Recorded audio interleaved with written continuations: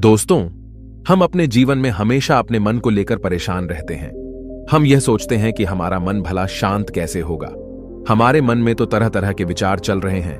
हम काम कुछ और करना चाहते हैं, लेकिन हमारा मन हमसे कुछ और ही काम करवा लेता है। इससे पहले कि आप अपने मन को शांत करने का प्रयास करें, यह जानना जरूरी है कि मन का व्यवहार शांत होने वाला है ही नहीं। अगर मन शांत होने वाला हो सकता तो इस दुनिया में सभी के मन शांत हो गए होते और हर कोई अपना जीवन सुखी सुखी बिता रहा होता। फिर न तो कोई हंगामा होता और न ही किसी तरह की कोई तकलीफ। सभी का जीवन खुशी खुशी बीत रहा होता। फिर न तो आप और न ही मैं पैसे कमाने के पीछे भाग रहे होते। समस्या तो यह है कि हम ज्यादा से ज्यादा चीजें इकट्ठा करना चाहते हैं, क्योंकि हमें लगता है कि हमारे पास जितनी ज्यादा चीजें होंगी हम उतना ही सुखी रहेंगे। लेकिन वास्तविकता तो यही है कि बाहर की किसी भी चीज में कोई सुख नहीं है और न ही उनमें कोई दुख है। और यही कारण है कि जब हम किसी चीज के पीछे भाग रहे होते हैं, जब हम कोई चीज पाना चाहते हैं, तो उसे पाकर हमें पल भर के लिए खुशी तो मिलती है, लेकिन बाद में हम उस खुशी का एहसास नहीं कर पाते। वह खुशी दुख में परिवर्तित हो जाती है।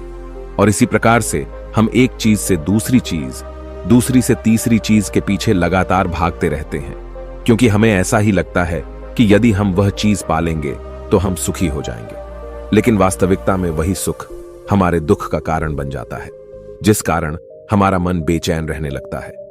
हम उस चीज को पाने के लिए तरह तरह के उपाय करते हैं, जिस कारण हमारा मन और भी बेचैन होने लगता है। और यह बेचैनी धीरे धीरे चिंता का रूप ले लेती है और हमारा मन पूरी तरह से अशांत हो जाता है। हमें कुछ भी अच्छा नहीं लगता। हमें लगता है कि जो कुछ हमने मांगा था उसका उल्टा हो रहा है।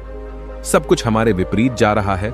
और फिर हम अपने मन को शांत करने के लिए ध्यान करना शुरू करते हैं, क्योंकि एक ध्यान ही वह मार्ग है जो हमें ज्ञान की ओर ले जाता है।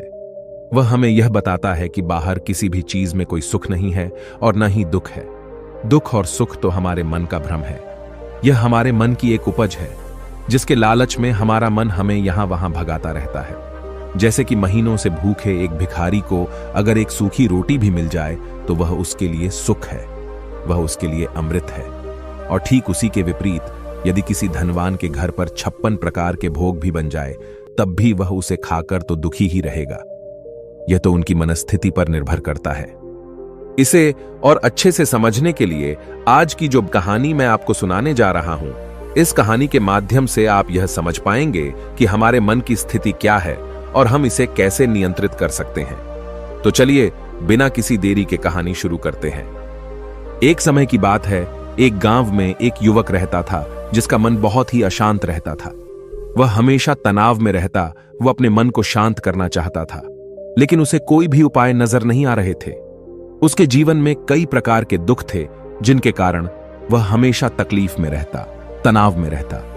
एक दिन उसे पता चला कि उसके गांव में एक बौद्ध भिक्षु आए हुए हैं, जो सभी को दुख और सुख पर उपदेश दे रहे हैं।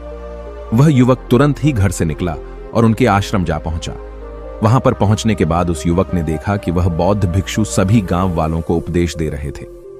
बौद्ध भिक्षु कह रहे थे कि सभी के जीवन में कोई ना कोई सुख और दुख तो आता ही रहता है, जिस कारण हमारा मन बहुत अशांत रहता है। और एक अशांत मन इस दुनिया का कोई भी सुख नहीं ले सकता। फिर चाहे उसे पूरी दुनिया की धन दौलत ही क्यों ना मिल जाए, वह उसे पाकर भी दुखी ही रहेगा। परंतु जिस व्यक्ति का मन शांत है, उसके पास चाहे कुछ भी हो या ना हो, वह हर छोटे पल का आनंद ले सकता है। वह हर पल को खुशी खुशी जी सकता है। इस दुनिया का और इस जीवन का परम सुख भी प्राप्त कर सकता है। इतना कहकर उन बौद्ध भिक्षु ने अपना प्रवचन समाप्त कर दिया और वापस आश्रम की ओर लौट गए। युवक भी उनके पीछे पीछे आश्रम पहुंच गया और इस युवक ने उन बौद्ध भिक्षु से कहा, हे गुरुवर, अभी कुछ देर पहले आप उपदेश दे रहे थे कि एक शांत मन हर पल का आनंद ले पाता है, हर पल को सुखी सुखी जी पाता है। लेकिन इस दुनिया में सभी के पास मन है और सभी के मन अशांत है, तो ऐसे में भला अपने जीवन को कोई सुखी सुखी कैसे जी सकता है। इस दुनिया में शांत मन किसी के पास नहीं। मेरे पास भी एक ही मन है और वह भी शांत नहीं है। गुरुवर, क्या आप बता सकते हैं कि मैं अपने इस मन को कैसे शांत करूं? तभी बौद्ध भिक्षु ने उस युवक को ध्यान के बारे में समझाया, ध्यान के फायदे बताए और उसे कहा, बेटा, ध्यान करने से हमारा मन शांत हो जाता है। हम विचारों के दलदल से बाहर आने लगते हैं और इस कारण हमारे जीवन में सुख उत्पन्न होने लगता है। यदि तुम भी अपने जीवन में सुखी होना चाहते हो, अपने मन के इन विचारों के दलदल से बाहर निकलना चाहते हो, तो तुम्हें ध्यान करना चाहिए। तुम्हें ध्यान का अभ्यास करना चाहिए, क्योंकि यही वह मार्ग है जो तुम्हारे मन को शांत कर सकता है और तुम्हें सही राह पर ला सकता है। उस युवक ने उन बौद्ध भिक्षु की बात मान ली। उस युवक ने उन बौद्ध भिक्षु को प्रणाम किया और वापस घर चला गया। घर पहुंचने के बाद उसने ध्यान करना शुरू किया। वह रात भर ध्यान करता रहा, लेकिन उससे उसे कोई लाभ नहीं हुआ। इस कारण वह अगली सुबह फिर से उन बौद्ध भिक्षु के पास पहुंचा और उन बौद्ध भिक्षु से कहता है, गुरुवर, आपके कहे अनुसार मैंने रात भर ध्यान किया है, लेकिन उससे मुझे कोई लाभ नहीं हुआ। मेरा मन तो अभी भी अशांत है। आप तो कह रहे थे कि ध्यान करने से हमारा मन शांत हो जाता है। तभी वह बौद्ध भिक्षु उस युवा से कहते हैं, ध्यान कोई एक बार करने की चीज नहीं है, यह तो अभ्यास है और धीरे धीरे समय के साथ मन शांत होता जाएगा। इस पर वह युवक कहता है, हे गुरुवर, मेरे पास इतना समय नहीं है। मुझे कोई ऐसा मार्ग बताइए जिससे जल्दी जल्दी मेरा मन शांत हो जाए और मैं खुशी खुशी अपना जीवन जीने लग जाऊं। ऐसे तो मेरा बहुत समय बर्बाद हो जाएगा। मुझे कुछ ऐसा बताइए गुरुदेव, जिससे मेरा मन आज के आज और अभी शांत हो जाए, जिससे मैं सुख की अनुभूति कर पाऊं, मुझे सुकून मिले। उस युवक की यह बात सुनकर बौद्ध भिक्षु मुस्कुराने लगे। उन्होंने उस युवक से कहा, बेटा, मेरे पास तुम्हारे लिए कुछ ऐसा है जिससे तुम्हारा मन अभी के अभी शांत हो जाएगा। इतना कहकर वह बौद्ध भिक्षु अपने आश्रम में गए और अंदर से एक घड़ा लेकर आए और उस युवक को थमाते हुए कहते हैं, जाओ और पास की बह रही उस नदी से इस घड़े में पानी भर कर लाओ।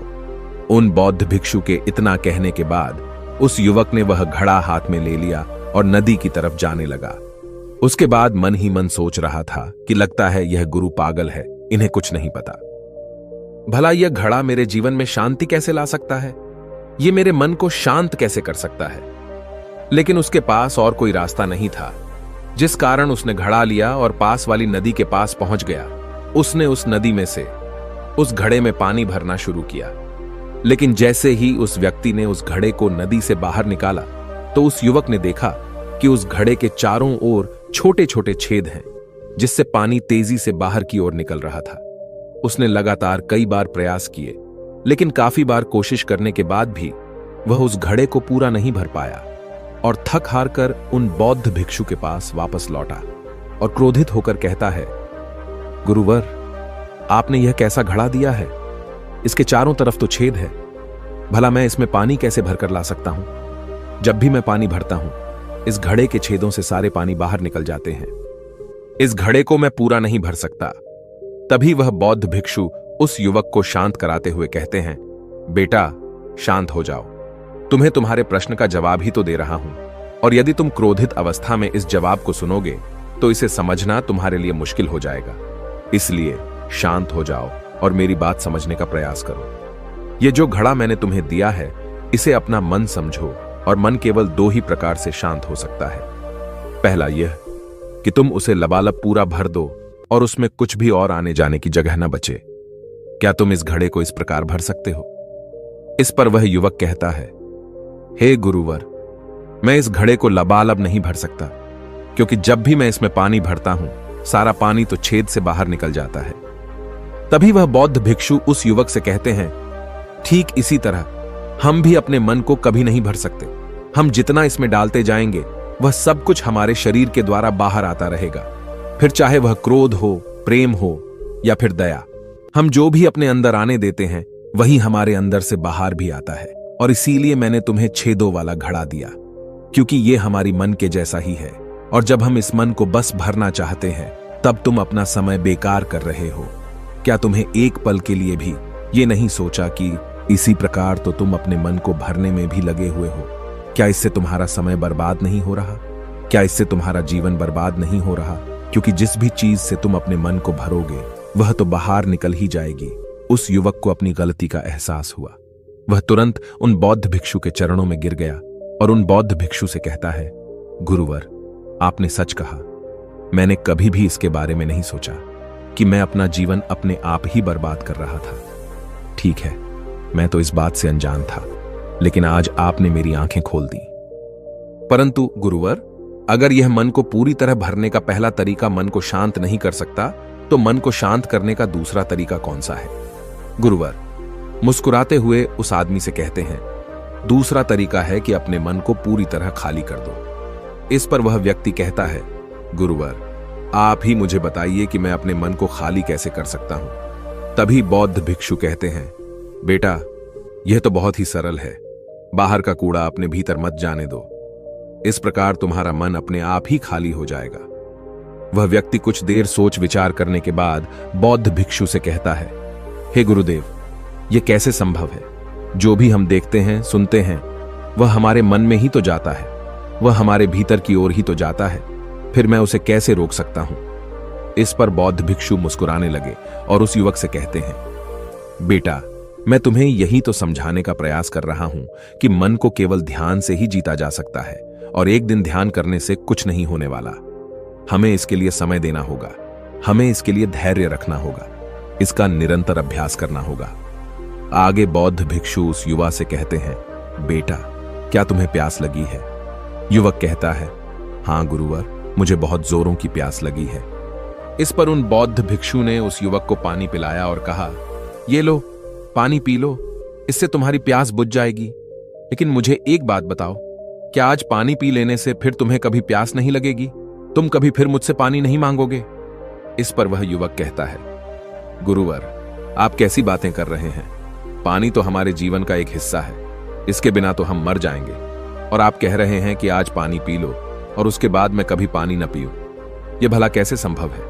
प्यास तो हमें रोज आती है और हम रोज पानी पीते हैं, इसके बिना तो हम मर जाएंगे।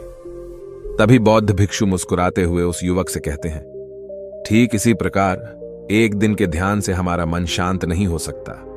उसे भी रोज भूख लगती है और उसे रोज रोज हमें आहार भी देना पड़ता है। उसे भी रोज पानी पीने की जरूरत पड़ती है और ठीक उसी प्रकार हमें हर दिन ध्यान करने की भी जरूरत पड़ती है। और जब हम निरंतर ध्यान करते हैं, इसका अभ्यास करते हैं, तो देखते ही देखते हमारे मन की भूख शांत होने लगती है और एक समय पर हमारा मन सारे विचार उत्पन्न करना बंद कर देता है। तब वह बाहर से कुछ भी ग्रहण नहीं कर पाता और जो कोई भी विचार हमारे भीतर है, वह सारे विचार देखते ही देखते समाप्त हो जाते हैं और इसी प्रकार धीरे धीरे हमारा मन शांत होने लगता है।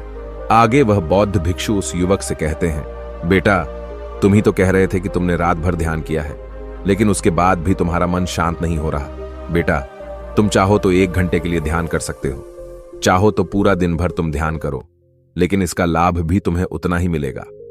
अर्थात मान लो तुम 1 दिन के लिए ध्यान करते हो तो इससे तुम्हारे मन को भी शांति केवल कुछ समय के लिए ही मिलेगी। यह हो सकता है कि वह 1 घंटे के लिए शांत रहे या फिर केवल कुछ क्षणों के लिए, लेकिन वह शांत अवश्य होगा।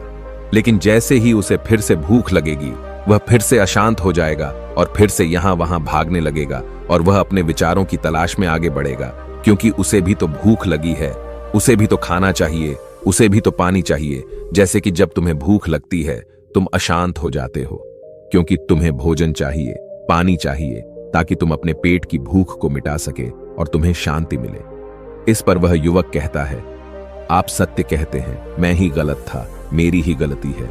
मैं अपने मन को अवश्य शांत करके रहूंगा, फिर चाहे इसके लिए मुझे कितना भी समय क्यों न लग जाए, मैं भी उस सुख को प्राप्त करके ही रहूंगा। मैं इस खाली घड़े में पानी भरकर अपने जीवन को बर्बाद नहीं करना चाहता। मैं अपने मन को शांत करके ही रहूंगा। मैं अपने मन को पूरी तरह से खाली कर दूंगा। इतना कहकर उस युवक ने उन बौद्ध भिक्षुओं को प्रणाम किया और वापस अपने घर की ओर लौट गया। दोस्तों, हम लोगों के जीवन में भी कई प्रकार की समस्याएं हैं और हम उन समस्याओं का समाधान करना चाहते हैं, और अंत में हमें जो मार्ग मिलता है वह ध्यान है। हम ध्यान तो करना चाहते हैं, लेकिन हम उसके परिणाम को तुरंत पाना चाहते हैं। जब हम शुरू शुरू में ध्यान करते हैं तो हमें उसका कुछ भी लाभ नहीं मिलता और हमें लगता है कि यह व्यर्थ है, इससे हमें कोई भी फायदा नहीं होने वाला, क्योंकि हमें तो सब कुछ जल्दी जल्दी चाहिए। लेकिन वास्तविकता तो यही है कि ध्यान सब्र और समय मांगता है और साथ ही उसे शांति भी चाहिए। परंतु हम इतने अशांत हैं कि हमारे भीतर ये तीनों चीजें नहीं हैं। इसीलिए अपने भीतर धैर्य पैदा करें। जब आपके भीतर धैर्य पैदा होगा, तभी आप सब्र, समय और शांति के महत्व को समझ पाएंगे, और फिर आपका समय चाहे कैसा भी क्यों न चल रहा हो, आप हर समय खुश रहना सीख जाएंगे। अगर आपका मन अशांत है तो यह किसी और के हाथों में नहीं है कि वह आपके मन को शांत कर सके। यह तो आपके हाथों में है कि आप अपने मन को